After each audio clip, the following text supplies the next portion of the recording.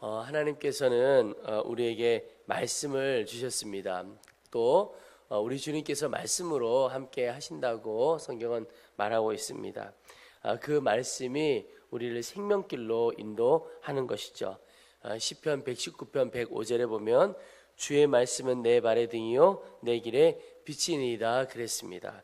이 말씀은 주의 말씀이 우리의 삶을 이끌어 가신다, 또 인도해 가신다. 다른 말로 하면 주님의 말씀이 우리 인생의 매뉴얼이라고 할 수가 있습니다.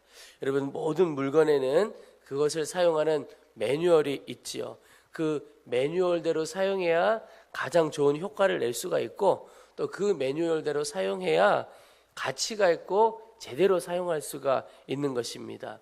우리 인간도 마찬가지입니다. 우리가 어떻게 삶을 살아야 하며 어느 길로 가야 하며 또 어떤 마음으로 살아가야 하는지 다 그것을 기록해 놓은 것이 하나님의 말씀입니다.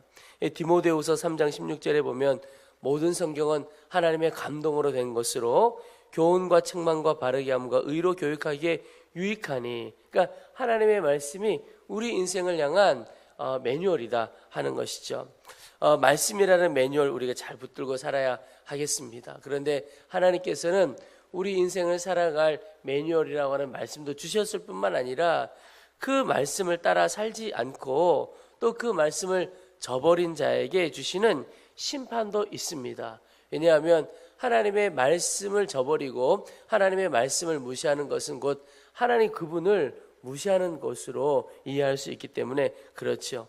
오늘 본문 말씀을 보면 이스라엘의 몇 가지 죄에 대해서 말씀하고 있습니다. 근데 그 중에 하나가 6절에 보면 그들이 은을 받고 의인을 팔며 신 한 켤레를 받고 가난한 자를 팔며, 아마도 이때에 이 재판에서 뇌물을 받고 무죄한 사람을 죄인으로 만들어버리는 그런 일이 있었던 것 같습니다. 우리나라에서도 흔히 하는 말이 무전유죄 이런 말이 있지요.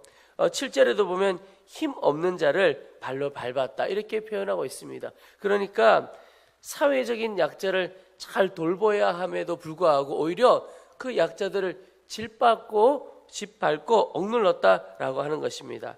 8절에도 보면 모든 제단 옆에서 전당 잡은 옷 위에 누우며 이렇게 표현하고 있습니다.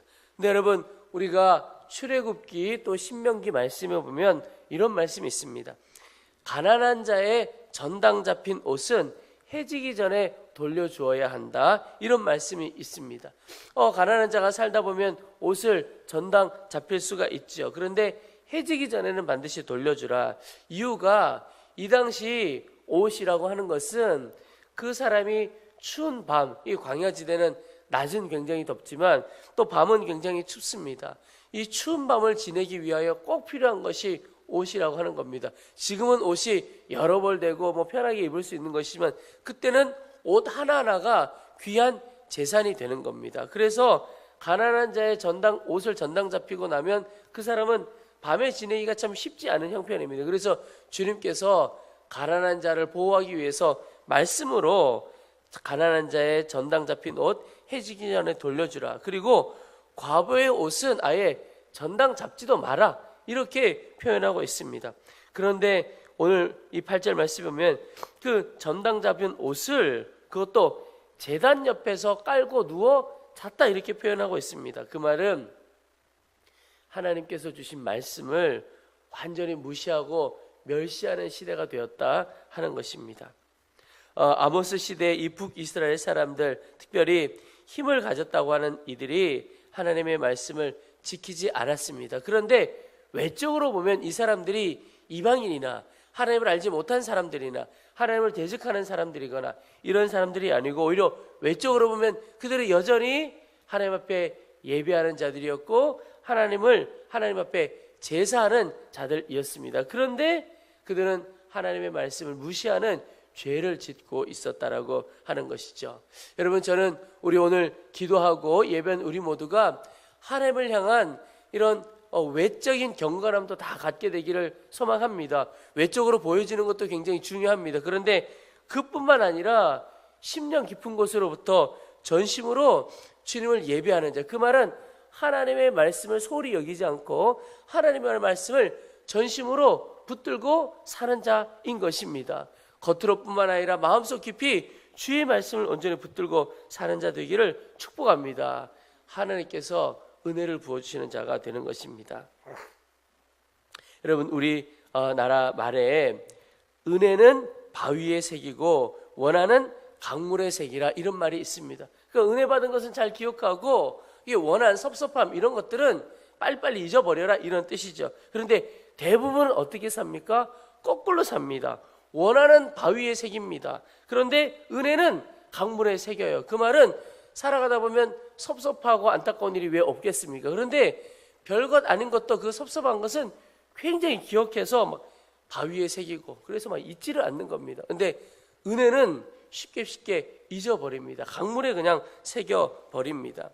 아모스 선지자 통해서 오늘 하나님께서 그것을 지적하고 있습니다. 10절 말씀에 내가 너희를 애굽 땅에서 이끌어내어 40년 동안 광야에서 인도하고 아모리 사람의 땅을 너희가 차지하게 하였고, 그러니까 하나님께서 은혜 주시고 힘 주셔서 광야도 건너오게 하셨고 이 아모리 사람들의 땅도 가나안 땅이죠. 이 땅을 차지하게 하셨다. 이게 다 하나님의 은혜인 것입니다. 이스라엘 백성들이 지금 이 가나안 땅에 와서 사는 것 자체가 하나님의 은혜고 하나님께서 능력 주신 겁니다. 그런데 이스라엘 백성들이 그 은혜를 잊었다는 겁니다. 여러분, 은혜를 잊으면 말씀도 잊고 하나님을 멸시하고 비웃게 되기까지 합니다. 12절에 그러나 너희가 나실 사람으로 포도주를 마시게 하며 또 선지자에게 명령하여 예언하지 말라 하였느니라. 하나님이 구별하여 세운 나실인들, 그리고 하나님께서 말씀을 주셔서 그 말씀을 전하는 이 예언자들, 선지자들, 제대로 역할을 못하도록 만들었다는 겁니다. 하나님을 멸시하기 때문에 그런 거죠. 여러분, 타락이라고 하는 것은 다른 것이 아닙니다. 꼭 우리가 눈에 보이는 죄를 지어야 타락이 아니고, 타락은 은혜를 잊는 것이 타락입니다. 불효자가 누가 불효자입니까? 부모의 은혜 모르는 사람이, 부모의 은혜 잊어버린 사람이 불효자인 것이죠. 우리가 하나님 앞에 불효자로, 하나님 앞에 타락한 자로 살아가는 것은 눈에 보이는 것으로 방탕하게 사는 것뿐만이 아니고 우리의 마음에서 하나님의 은혜를 잊어버리고 하나님의 사랑을 잊어버리고 살면 그게 바로 타락입니다. 은혜를 기억하는 사람의 삶은 다르게 되어 있습니다. 그 은혜 때문에 겸손하게 됩니다. 왜? 내 힘으로 산 게 아니고 하나님께서 힘 주셔서 산 것이니까 겸손하게 됩니다. 또 감사하며 살아가게 됩니다. 또 섬기며 살아가게 됩니다.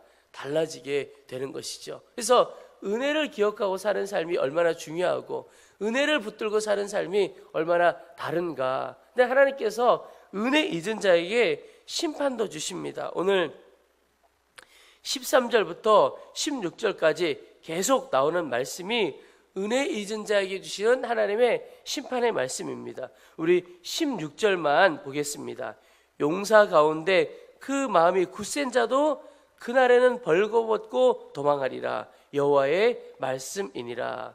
여러분, 마음이 굳센 자도 그날에는 도망가 버린다는 겁니다. 두려움에 휩싸이고. 그 말은 오늘 13절부터 16절까지 하나님의 은혜를 잊어버린 자는 아무것도 할 수 없는 무능력의 상태가 되어진다. 능력 다 잊어버리게 된다는 것입니다. 그래서 여러분, 하나님의 능력은 어디에서 오느냐?